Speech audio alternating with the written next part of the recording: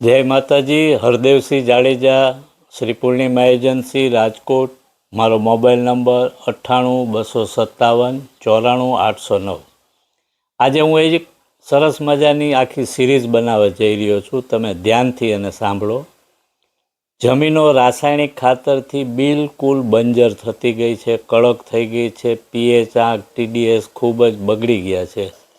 હવે આ જમીનને સુધારવા માટે પહેલાં તો તમારી જમીન પાડાની કાંધ જેવી હોવી જોઈએ. માથું વાવો તો માથું ઉગે. એ જમીનમાં તમે કોઈ પણ પ્રકારના પાક વાવો, ખૂબ સારા થાય ને થાય. હવે તમને વાત કરું, ચોમાસું પાક, શિયાળુ પાક, ઉનાળુ પાક, બધા પાક જમીનમાં વવાય. એટલે જમીનને મજબૂત કરવી તમારા હાથમાં છે.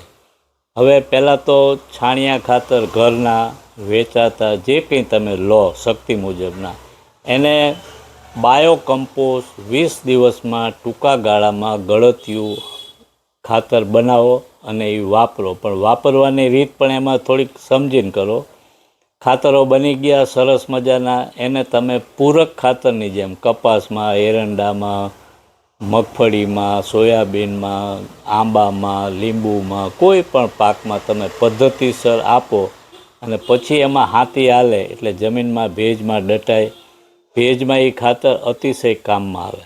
અત્યારે આપણી સિસ્ટમ છે છાણિયા ખાતર લાવી ઉનાળામાં 45-48 ડિગ્રી ટેમ્પરેચરમાં ઢગલિયું કરીને વાપરી. એ ખાતર બિલકુલ એમાં નિષ્ક્રિય, કોઈ પણ જાતનો ફાયદો કરે નહીં, ઉલટાનું નુકસાન કરે.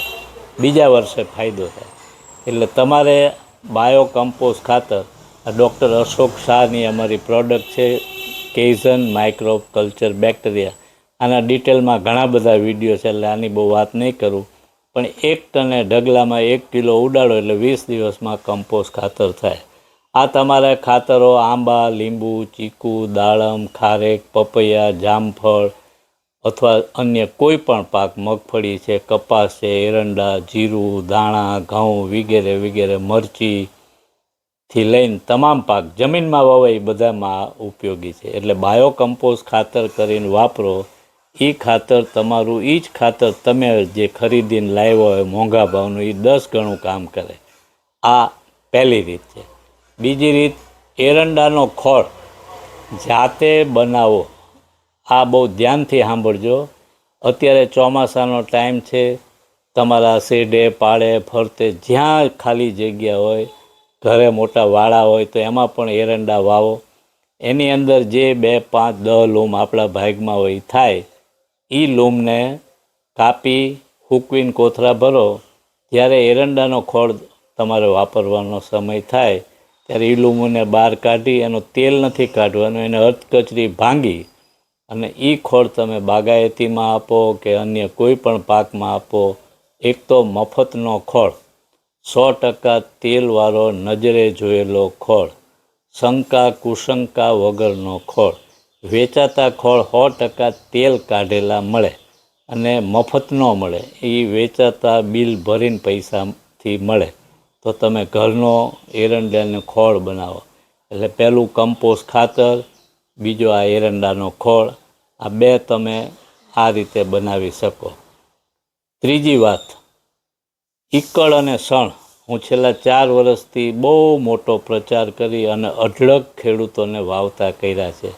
ઘણા આંબામાં વાવે છે, ઘણા દાડમમાં વાવે છે, ઘણા સીધી જમીનમાં વાવે છે, ઘણા કપાસની વચ્ચે વાવી અને એક કપાસ એક એરંડો, એક કપાસ એક એરંડો, એટલે કપાસની વચ્ચે તમે ઈકળસણ વાવો. 40-50 દિવસનું થાય, પીળા ફૂલ આવે એટલે આ બેક્ટેરિયા એકરે 5 કિલો ઉડાડી રોટોવેટરથી દાટો. એટલે તમને ઈકળ અને સણ 2 અલગ છે, પણ 2 સગા ભાઈ. 17 પ્રકારના, વિવિધ પ્રકારના આપણે કદાચ કોઈ દી નહીં નાખી શક્યા હોય અથવા નહીં નાખી. અને રાસાયણિકમાં વિવિધ ખાતરો, આમાં આ મળે ને આમાં આ, એક જ ઝાડમાં બધી જાતના ખાતરો મળે. જમીનને પોચી કરે, એકદમ તમારે ગ્રીન મેન્યુર જે આપણે કંઈ લીલો પડવાશ એ મળે, સૂક્ષ્મ જીવોને રહેવાની જગ્યા કરે. અને આ જમીનને પાડાની કાંધ કરવા જેવા ઉપચારોમાં પેલું કમ્પોસ્ટ ખાતર, એરંડીનો ખોળ. અત્યારે ચોમાસું છે, વાવી દો, એમનેમ થઈ જાય. અને ત્રીજું આ ઈકળ અને શણ. ઈકળ અને શણ તમે બિયારણ પોતાનું પકાવવા માટે વાવ્યું હોય તો એ ચોમાસાનો ટાઈમ છે. વધુ માહિતી માટે તમે મને ફોનથી માહિતી મેળવો. મારા ઈકળ શણના વિડીયો અઢળક છે, કમ્પોસ્ટ ખાતરના પણ અઢળક વિડીયો છે. એવી જ રીતે તમે આ વિડીયો નિરાતે જુઓ. પણ આ પહેલી તમને સિરીઝમાં પહેલી વાત તમને ત્રણેય વસ્તુ કેમ બનાવવી, કેમ વાવવી અને જમીનને તાબડતોબ 50 દિવસમાં કેમ સજીવ કરવી, આ તમારી વાત મેં કરી છે. જય માતાજી.